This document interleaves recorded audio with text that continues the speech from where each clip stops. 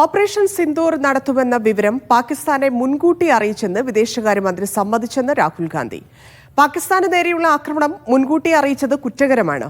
ആരാണ് ഇതിന് അനുമതി നൽകിയതെന്നും ഇതുകൊണ്ട് വ്യോമസേനയ്ക്ക് എത്ര വിമാനങ്ങൾ നഷ്ടപ്പെട്ടെന്നും രാഹുൽ ഗാന്ധി ചോദിക്കുന്നു. സജു തോമസ് ചേരുന്നു. സജു, ഇതിന്റെ കൂടുതൽ വിവരങ്ങൾ.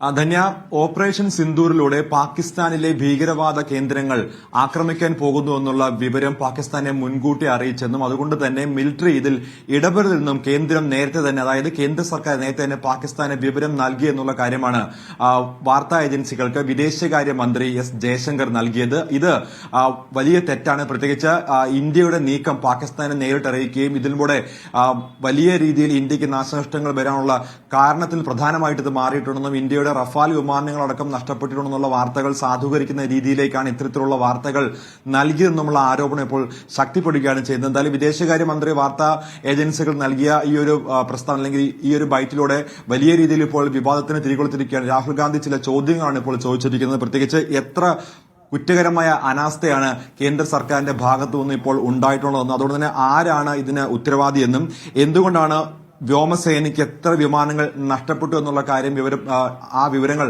പങ്കുവെക്കാൻ സാധിക്കില്ല എന്നുള്ള പ്രധാനപ്പെട്ട ചോദ്യങ്ങളാണ് ഇപ്പോൾ ഈ വിഷയവുമായി ബന്ധപ്പെട്ടപ്പോൾ രാഹുൽ ഗാന്ധി ഉന്നയിച്ചിരിക്കുന്നത്. ധന്യ. ശരി.